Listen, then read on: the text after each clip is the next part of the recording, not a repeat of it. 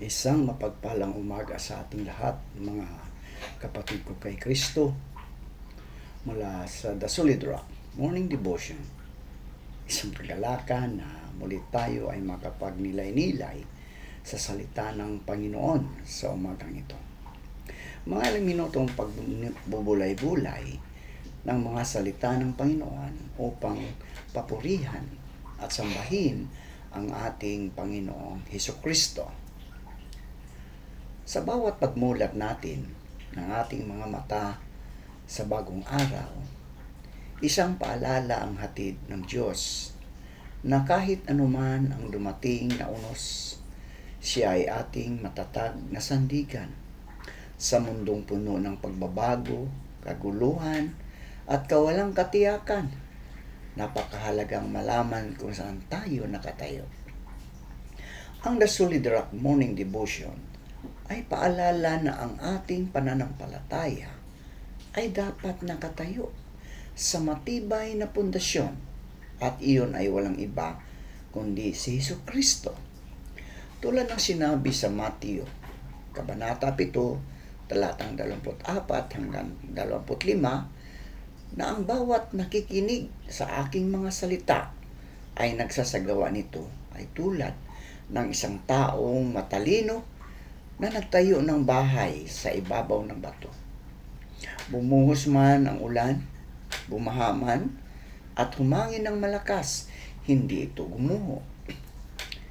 Ang The Solid Rock ay sumisimbolo sa katatagan, sa tiwala, at sa katiyakan ng pag-ibig ng Diyos. Kapag ang ating buhay ay itinayo sa Kanya, hindi tayo madaling matinag ng mga problema, ng mga tukso, o ng mga takot. Maaring yumanig ang ating paligid, ngunit nanatiling matatag ang ating pananampalataya sapagkat ang ating pundasyon ay si Kristo.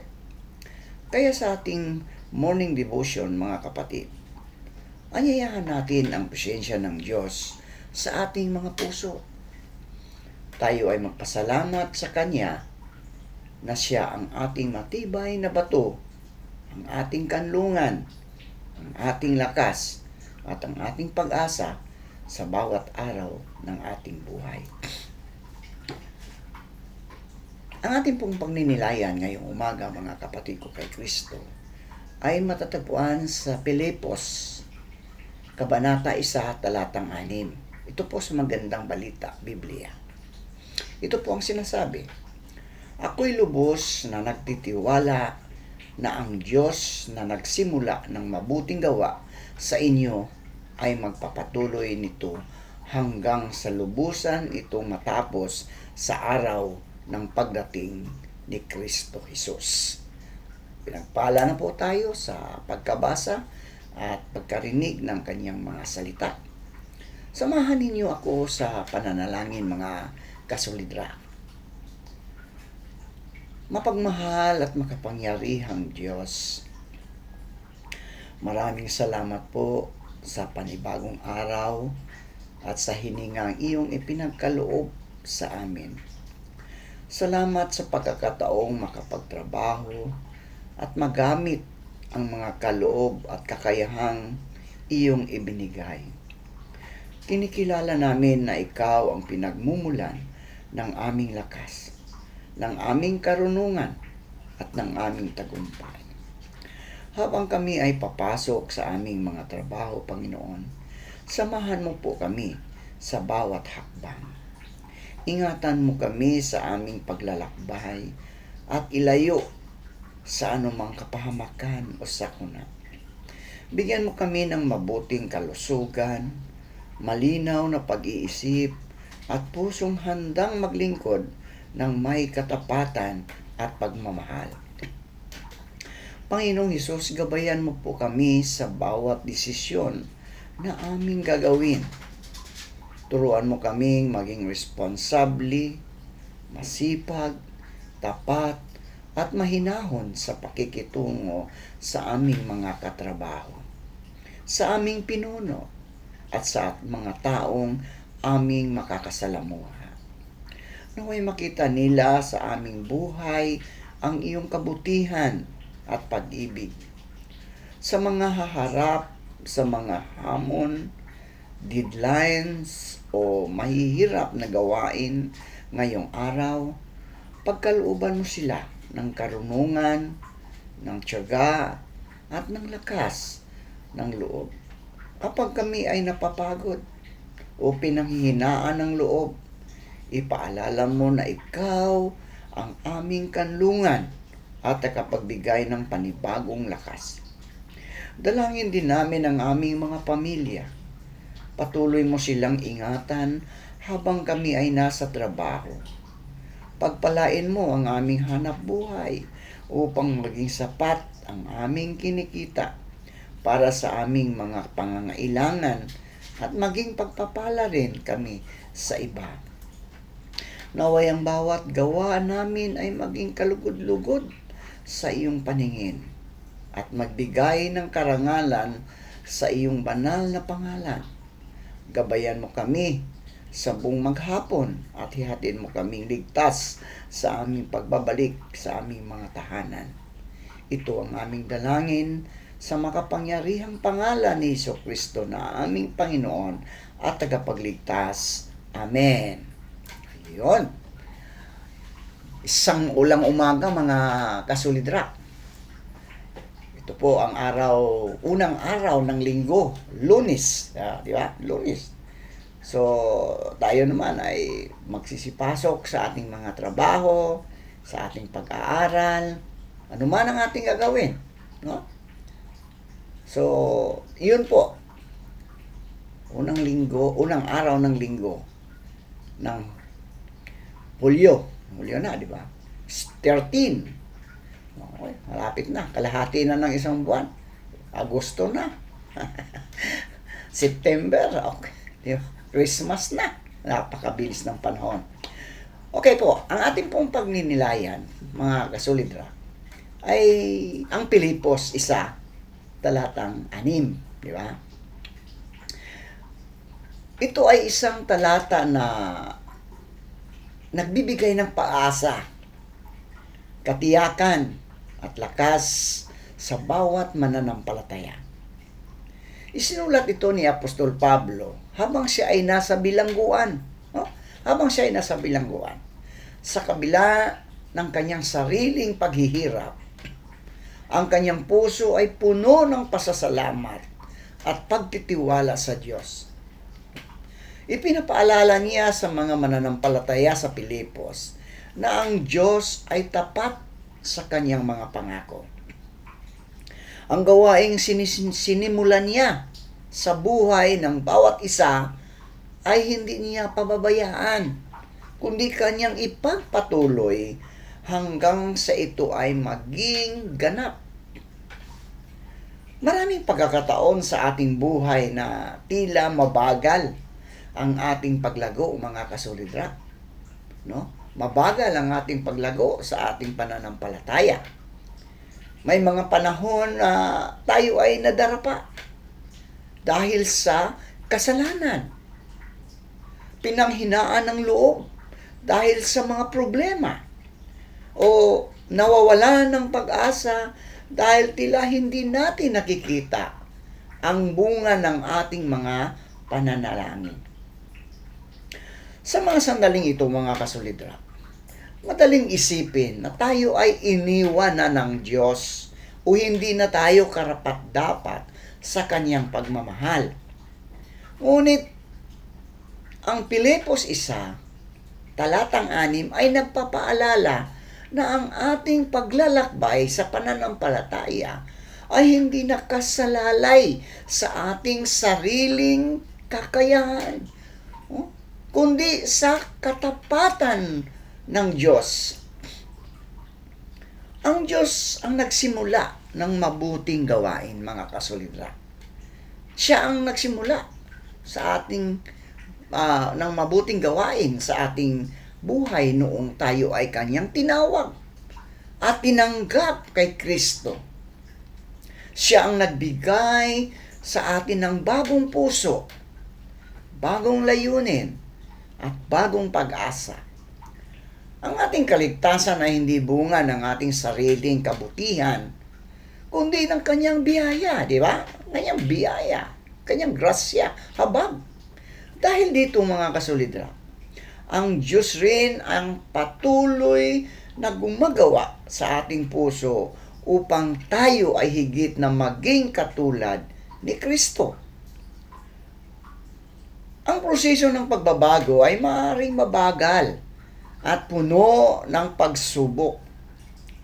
Ngunit ito ay tiyak sapagkat ang Diyos mismo ang kumikilos. Ang talatang ito ay nagtuturo rin ng pagtitiyaga, mga kasolidra. Hindi tayo dapat mawala ng pag-asa.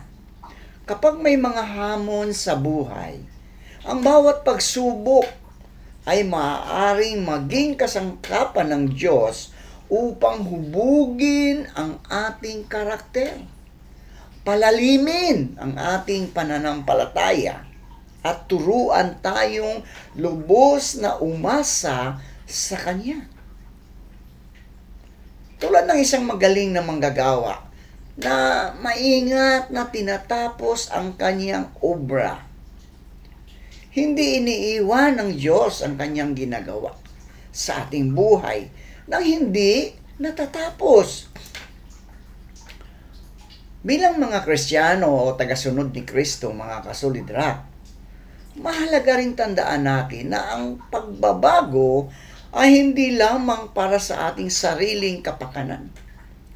Habang tayo ay binabago ng Diyos, nagiging instrumento rin tayo upang maipakita ang kanyang pag-ibig sa ating pamilya, sa ating iglesia, sa ating komunidad, at maging sa mga taong hindi pa nakakilala sa Kanya. Ang ating mabuting pamumuhay, mga kasolidra, no? Mabubuting pamumuhay, mabubuting katapatan, at pagpapatawad, at pagmamahal, ay nagiging patutuo ng patuloy na gawain ng Diyos sa ating mga buhay. Sa kasalukuyang panahon, mga kasolidra, maraming tao ang nababalot ng takot. No? Nababalot ng takot. Nababalot ng pangamba. At nababalot ng kawalan ng direksyon dahil sa iba't ibang crisis at pagbabago sa mundo. Ang mensahe ng Pilipos 1, talatang 6, ay nanatiling napapanahon, mga kasolidra. Ang Diyos ay hindi nagbabago. Siya ay nanatiling tapat sa kanyang mga pangako. Kahit hindi natin lubos na nauunawaan ang kanyang plano, maaari tayong magtiwala na ang lahat ng ating pinagdaraanan ay bahagi ng kanyang dakilang layunin upang tayo ay maging ganap kay Kristo. Sa huli, ang Pilipos 1, talatang 6 ay isang paanyaya upang ipagkatiwala natin ang ating buong buhay sa Diyos, mga kasolidra. Hindi tayo dapat mabuhay sa takot o panghinaan ng loob, kundi sa pananampalataya. Ang Diyos na nagsimula ng mabuting gawain sa atin ay hindi kailanman susuko, mga kasolidra. Hindi siya susuko. Hanggang sa pagbabalik ni Kristo, siya ay patuloy na kikilos, magpapalakas, magtutuwid, magpabanal at maghahanda sa atin para sa buhay na walang hanggan. Kaya't sa bawat araw ng ating paglalakbay, mga kasolidra, manatili tayong tapat, mapagtiwala at umaasa sa Diyos, sapagkat ang kanyang gawain sa ating buhay ay tiyak na matatapos ayon sa kanyang perfectong kalooban.